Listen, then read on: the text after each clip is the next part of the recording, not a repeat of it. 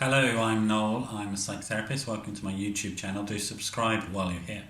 If you're watching this video on my website, there's a blue link above. Just click on that. You can enter into your email details in the pop-up box, and I'll send you these blogs, these video blogs, on a regular basis without you having to make any effort. Today's blog is about stop seeking approval from others. So stop that approval seeking behaviour.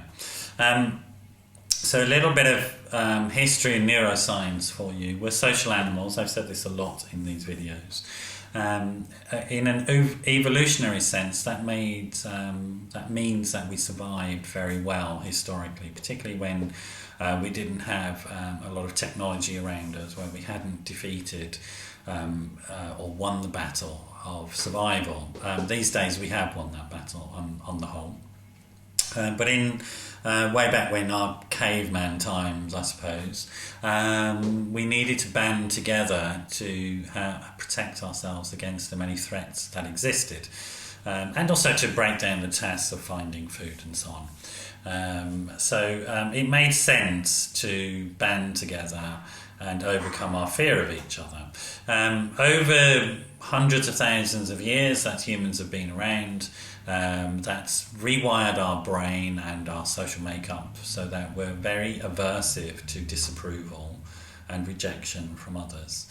In fact, when we receive disapproval from people that we care about, that we have bonds to, it activates the physical pain receptors in us. So we physically feel pain.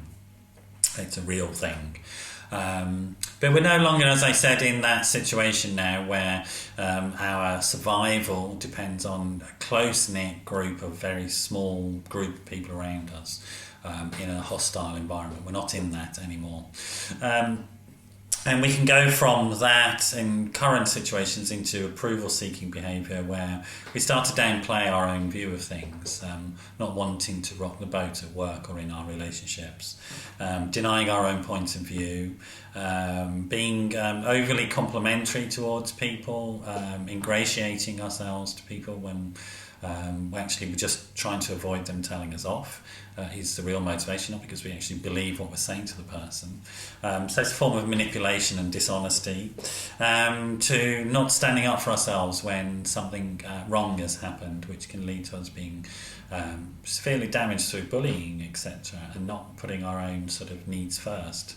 And then sort of getting into passive aggressive behaviour, where we swallow a lot of things from people rather than stand up for ourselves, end up then being explosively angry, or sort of having a tirade, or throwing the toys out the pram and rushing out of our work situation. So it can lead to sort of fairly difficult situations in our lives unless we're consistently assertive about our own needs now in the modern context.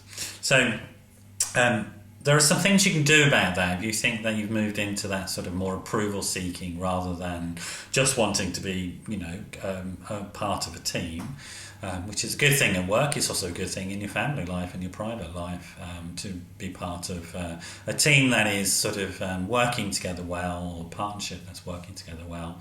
That doesn't step into disagreement, but is loving and supportive and caring and productive.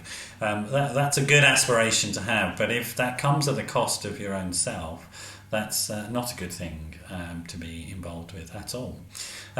So what can you do if you find yourself going in that direction? Well, ask yourself, where is this approval seeking coming from? What sort of personal history do you have? Did you grow up in a home in which authority was quite sort of hierarchical, and you were taught to respect authority and bow down to it? That's okay, there's nothing wrong with that. But it may not be appropriate. What may have been appropriate as a child may no longer be appropriate as an adult. Were you quite isolated when you were younger? Is that what you're afraid of? Going back into that, is it triggering some of those sort of early feelings of isolation and failure as a child? So ask yourself that sort of stuff. Is your approval behaviour coming from that? Do you need to do some work around that? Get some professional help. or something else that you might need to do, some sort of personal development work. Is it enough just to simply recognise it and go, oh, well, that's old behaviour, it's not servicing me well there? That may be enough for you just simply to reframe the situation. Also, think back to situations in which you may have experienced rejection. Don't be aversive towards that. Sometimes the current situation we're in reminds us of situations that we don't want to think about because it's uncomfortable. It brings up fear in us, or shame, or something like that. But actually, by thinking about those things, you reduce the power that they have over you. So approach those types of fears in your mind. Maybe talk to somebody about them. Get rid of the sort of emotional pain that those things cause you by talking them out, or writing them down, or seeing a professional about it, just to sort of release that sort of energy around it. Reframe your experience of things so that when you hear criticism, it can be actually very, very helpful. Even if it's delivered in a not very sensitive way, it can be really useful if you decide to get into sort of a growth mindset, we call it. So you see mistakes as a positive thing, as learning experiences, rather than as a reflection on you as an individual. You can sort of depersonalize them, put them outside of yourself in an emotional sense, look at them and learn some lessons from them. That sort of approach to things, where you don't invest your own self-esteem so much in these work activities or interpersonal activities. You can look at them slightly more objectively and think, well, what do I need to learn from this? Is there something useful to learn, or is there nothing to learn? Maybe what I need to learn is that the person telling me this is an idiot and I don't need to listen to them, or I need to stop listening to them. Whatever it is, get into that sort of growth mindset. What is it that you need to learn from this situation, rather than what is it you need to blame yourself about? So it's a big reframe there.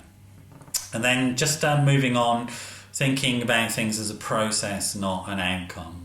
So that's sort of challenging that tendency that we might have when seeking approval to sort of try and be perfect, and just understand that this moment in time, something may not have succeeded, but I have learned from it, and then I'm going to move forward with what I've learned and apply it and test that and see if that works. And then if that doesn't work, take the next step and learn again and bring new people in, or bring a new perspective in, or develop new skills.